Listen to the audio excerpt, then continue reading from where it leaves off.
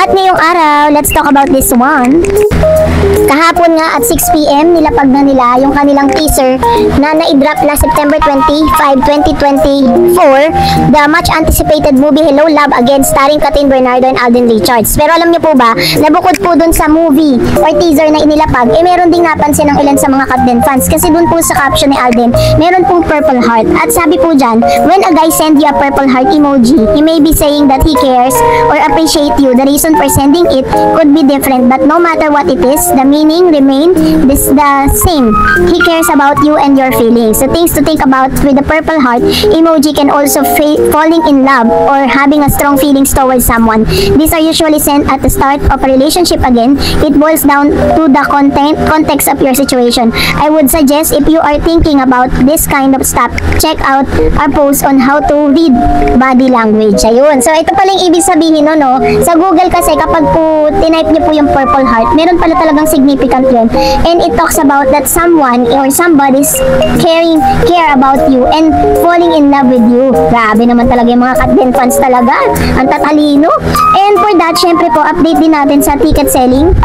Dahil hindi lang po ang kanilang teaser ang nag-trending ngayon. Dahil maging po ang second batches no, ng mga ticket selling. Kasi according po sa ilang source, maging sa ibang bansa pala yung mga OFW na meron pong freedom na mamili or freedom para po manood ng sinihan or bukas yung mga sinihan, magkakandak din po pala sila doon ng tinatawag na black screening. Kaya naman, we are so blessed, no? Grabe, ganyan ba yung sinasabi nilang laos? Yan ba yung sinasabi nilang hindi raw kikita? Maria Joseph, hindi pa man nauubuksan or nauumpisahan. Yun pong movie, kinakalampag or binasak na. Diba? Baga kung itatranspose mo talaga yung or kung ipapaliwanag mo kung paano nangyari, talagang grabe. Grabe sumuporta ang Katden fans. But anyways, eto na nga, dahil usap-usapan po itong photos na ito ni Mr. Alden Richards, nakasama po yung mayor ng Laguna na si Miss Arlene Arcillas, na isa sa mga kaibigan po ni Mr. Alden Richards. Kasi may bali-balita po na parang nag-ask ng permiso ito pong si Mr. Alden Richards kay mayor. Kasi nga diba yung una nilang gaganapin na promotion would be in Santa Rosa. So kailangan talaga nila doon ng mahigpit na mga mag-a-assist para sa kanila.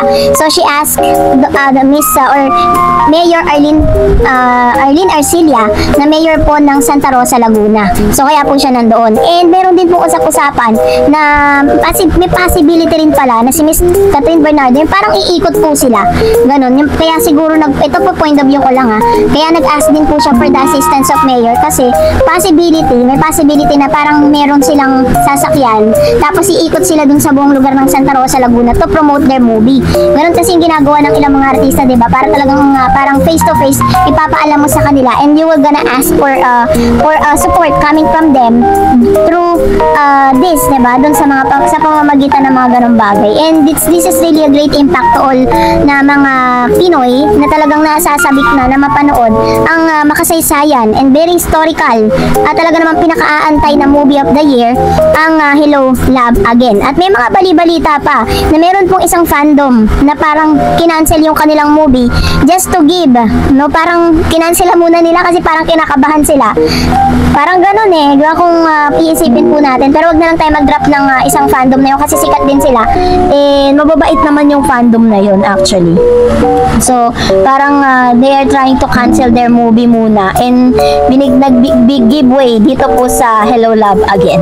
And for that, narito naman ang ilan sa mga reaction po ninyo at komento. Unahin natin si Ma'am Shikoko Channel. Hello Dareds again and again, and happy to see how Katden is very happy as well as your my dear Dareds. Okay, Ethan, say goodbye to Joy. Now she's working on her early shift tomorrow. Joy Fabregas is signing off now. Don't be sad. Ethan trusts her love, loyalty, and dedication. LDR is hard sometimes, but make sure that your smile say it all.